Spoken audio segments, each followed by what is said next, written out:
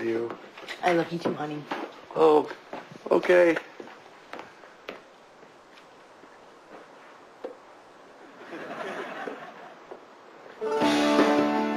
Onze liefde voor onze elektronische apparaten neemt soms rare vormen aan. Mijn volgende gast doet onderzoek naar onze relatie met technologie. En ze vindt dat we ons meer moeten vervelen. Uw applaus voor antropologe Geneviève Bell. Good evening, Miss Bell. Now, you work for Intel, which is a company that produces chips for computers, among other things. But you are an anthropologist. So what exactly do you do? My parents have been asking me that question for years. Yeah, I imagine. I spend my time in people's homes getting a sense of what makes them tick, what they care about, and then using that to drive new technology development at Intel. So basically you go to people's homes and you observe how they use technology. I hang out. You hang out, great. Okay. And you have to explain to the Intel engineers how real people live.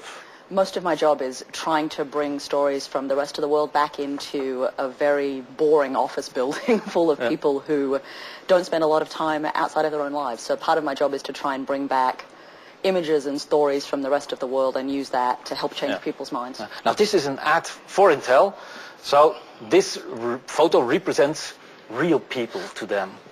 Yes, and the first time I saw this photo, I remember being horrified. For lots of reasons. It's very unusual in my business, and I suspect in many of your lives, to find somewhere where 3 generations of white people are in the same room, happy, watching the same content. Right. Maybe your show. No. Maybe. And they all shop in the same store, yeah. And very impractically, they have white furniture and a white rug for small children. Kind of unusual. There's no clutter, which makes it almost impossible. And as my engineers like to point out, she's got the remote control. Which is almost impossible. Almost impossible. And this is what real people live like. Absolutely. We said the future looks like this. It is a lot of stuff, it's a lot of remote controls, it's a lot of technology all there. And for us, and for me, part of my job is explaining that if you want to make something as a technology that's compelling, it's got to find room in there. Okay. Is it easy to convince those engineers? I've been at Intel for a long time. Okay. You have to be willing to keep having the conversation. Yeah. Now, more and more people have smartphones and iPads and so on and so on. We use it everywhere, all the day. Now, Intel did a study on mobile etiquette. What did you learn? Oh, we did. We've been doing that study for a couple of years because we got really interested in thinking about the way that technology was getting established in people's lives and whether people were developing social rules to regulate it, right? And we've done it for a couple of years, and one of the things that became clear very quickly is that we all wish we behaved better than we did. So everyone can point at someone else and go, you have terrible manners when it comes to phones. You never turn them off, you bring them to the dining room table, you look at your screen and nod at me. And we discovered that people are really ambivalent about that. They wish, and particularly actually in Belgium and also in France, people wish that the dining room table was a place free of technology. They want no laptops, no phones. People hate it when other people answer phones near them on public transportation. But we're also, I think, really aware at this point that technology is in our lives for good. I mean, it's also Hoe zit dat eigenlijk in het restaurant? Mij valt soms op dat mensen heel vaak op restaurant zijn en ondertussen maar aan het sms'en zijn of Facebook aan het checken zijn of e-mail. Dat is wel storend. Ja? Tenminste, bij ons vind ik het wel. Ik bedoel, het is jammer dat je geen aandacht voor het eten hebt. Ja. Ook met het roken, weet je wel, ze lopen in en uit. Daar baal ik enorm van. Ja, kan ik me voorstellen. En we focussen op het eten, weet je wel. We staan met 18 man in de keuken om ons te pletter te werken om iets fatsoenlijks op bord te krijgen. En dan wil ik ook een beetje aandacht. Dan snap je naar aandacht. Ja, dat denk ik wel. En zeg je daar dan ook iets van? Of? Nou ja, weet je, dat is ook een stukje van het leven van nu, hè. Dus je kan het ook niet verbieden. Maar ze zijn ook continu foto's aan het maken van de gerechten. En het wordt wel gekker en gekker, vind ik, hoor. He hates it when people do it in his restaurant. I'm not surprised. No. But I'm sure there are also people who want to boast that they are in your restaurant. Absolutely. Yeah, Absolutely. Just make a picture and then it's on Facebook. En dan post it. Ja. Heb jij zelf een smartphone? Ja. Als je gaat slapen, neem je die mee?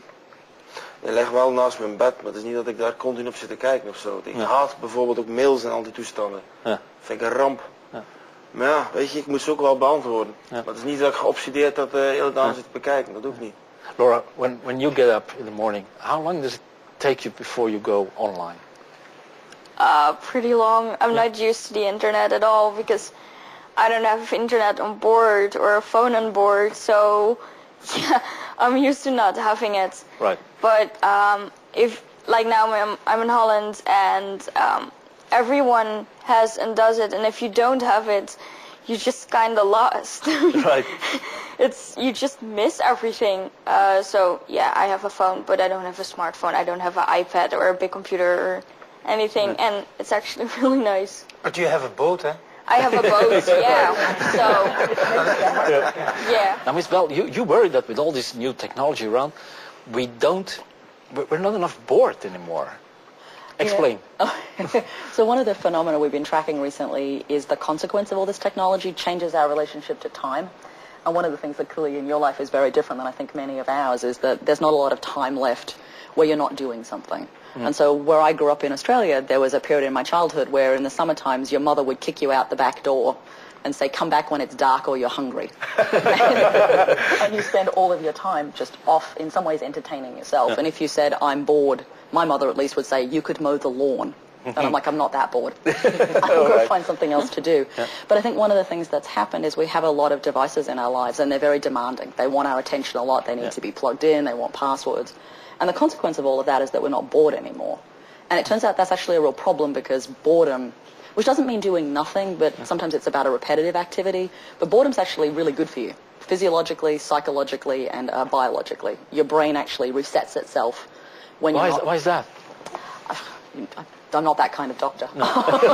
As I understand it, it's partly because it's a period where your brain can remap and integrate things that it's learnt. So when you're doing either a repetitive task or not doing anything, when your time is unstructured, you get to have much more creative thinking. And when you... It's another part of your brain, apparently, that starts to work then. Yeah, when they put people into MRI machines and get them bored, it takes a while. You have to put them in about 20 times before they stop freaking out about it. Their brains actually, when bored, different parts of their brains light up. But it's really quite, there's a lot of activity that happens when people are bored. Ja. Sta jij jezelf ooit toe om verveeld te zijn? Om jezelf te vervelen? Als maar eens waar. He's longing for a moment to be bored. It's also hard to find places where one can be bored nowadays. Well, it's the amazing thing, if you look back at the people who've studied boredom, Heidegger is the preeminent scholar of boredom. The philosopher writes about the fact that train stations were very boring. Very dull. And now anywhere is full of things to do. You go to an airport, there are screens everywhere, train stations the same, malls. So it's very hard to find places where there aren't opportunities for things to kind of distract you in some ways. I'm very jealous of you in this regard. I found that place. Yeah, but were you bored sometimes when you were at sea? Sometimes, but not really a lot actually. You're just too busy with the sailing, and the rest of the time you sleep. Cool. But like in airports and in train stations, people are using their mobile phones to play these little stupid games. I saw something, Fruit Ninja, where you have to cut like pineapples in half. It's like the ultimate boredom, no? It's like playing these stupid games. It's like, I have nothing to do, man. And you can absolutely make the case, right? I mean, phones aren't about phone calls anymore, right? They're about warding off being bored. They're about constantly giving you something to do in little periods of time where at some point you might have just sat there or read a book. In the past, boredom was like officially part of the structure of the week. Because I remember as Sundays as being like the ultimate boring days. It really wasn't that much fun, really, to be bored. But don't you look back now and think what an amazing thing it would be to have 10 hours that weren't structured? To have 10 hours that that you didn't have to do something? Yeah. So he does. Yeah, he does. So what we have to do is switch off our laptops, our mobile phones from time to time. It turns out they all have off switches. Yeah.